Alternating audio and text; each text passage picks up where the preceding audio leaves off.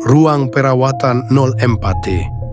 Di sebuah puskesmas kecil di pinggiran kota, ada satu ruangan yang tidak pernah dipakai. Ruangan itu selalu terkunci, lampunya mati, dan hanya ada tulisan kecil di pintu. Ruang perawatan 04 tidak digunakan. Tidak ada yang tahu pasti kenapa ruangan itu ditutup. Ada yang bilang pernah dipakai sebagai ruang isolasi. Ada yang bilang pernah ada pasien yang meninggal tengah malam, tapi tidak pernah ada penjelasan resmi. Malam itu, Rara, seorang tenaga magang baru, mendapat giliran jaga malam sendirian. Hanya ada satu dokter yang tidur di ruang istirahat dan dua perawat senior yang izin pulang sebentar.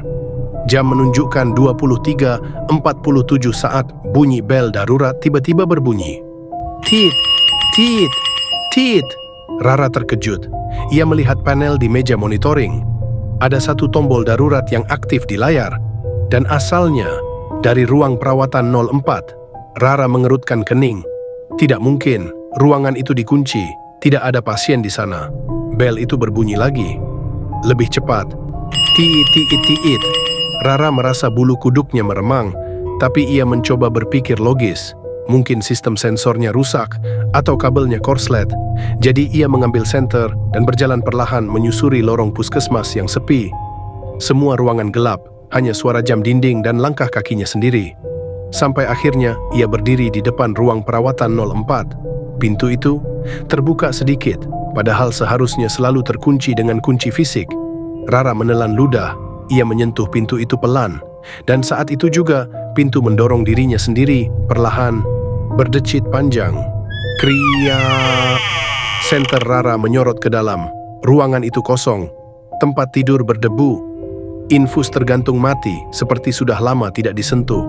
Bau obat bercampur lembab memenuhi udara. Tadi, siapa yang pencet tombol darurat? Gumam Rara. Saat ia melangkah masuk, bel darurat berhenti. Hening, sampai ia mendengar sesuatu dari dalam ruangan. Seret, seret, seret, seperti benda berat diseret di lantai. Rara mengarahkan senter ke sudut ruangan.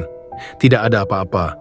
Tiba-tiba lampu neon ruangan berkedip 3 kali dan menyala sendiri walau puskesmas sedang hemat daya otomatis. Dan tepat ketika cahaya penuh menyoroti seluruh ruangan, Rara melihat seorang perempuan duduk di atas tempat tidur paling ujung.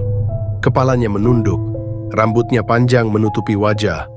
Bajunya seperti gaun pasien yang lusuh dan kotor. Bu? Ibu pasien? Rara mendekat satu langkah. Perempuan itu tidak menjawab, hanya terdengar napas tersengal, berat, dan basah. Seperti seseorang yang paru-parunya dipenuhi cairan.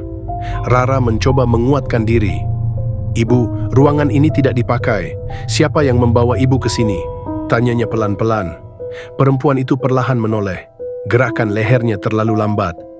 Tetapi bunyi tulangnya terdengar jelas. Krek, krek, krek. Ketika wajahnya terlihat, Rara terpekik tanpa suara. Mulut perempuan itu robek sampai ke pipi. Mata kirinya kosong seperti luka terbuka, dan lehernya miring hampir 90 derajat.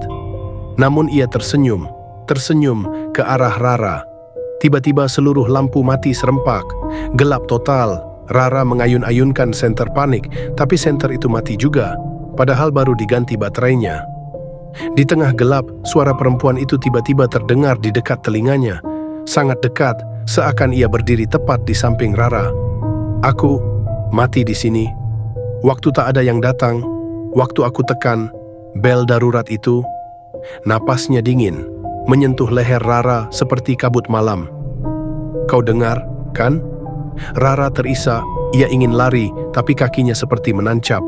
Lalu seluruh ruangan bergetar. Tempat tidur berdecit, infus bergoyang, tirai jendela berkibar meski tidak ada angin, dan dari kegelapan, seseorang merangkak cepat ke arahnya.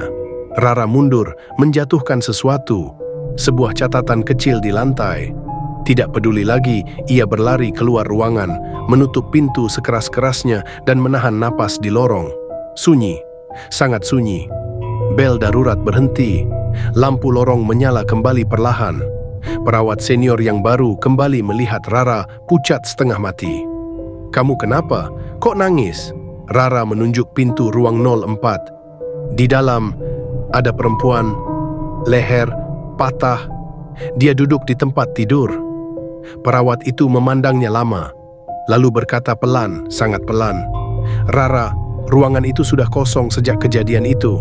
"Kejadian apa?" Perawat senior menelan ludah. 4 tahun lalu, ada pasien perempuan yang butuh pertolongan cepat. Ia tekan tombol darurat berkali-kali, tapi gangguan sistem bikin belnya tidak sampai ke ruang jaga. Rara menutup mulut dengan tangan, tubuhnya bergetar. Waktu ditemukan, dia sudah meninggal.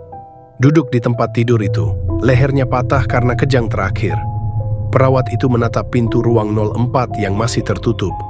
Dan sejak itu, setiap malam, bel darurat ruangan ini selalu berbunyi. Seakan-akan dia masih meminta tolong. Rara memejamkan mata. Ia baru sadar sesuatu.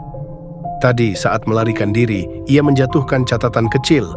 Catatan itu bukan miliknya. Di lantai, terdengar suara lembut. Krik, krik. Suara sesuatu yang merayap mendekati pintu dari dalam ruangan. Bel darurat berbunyi lagi. Kali ini, lebih keras dari sebelumnya.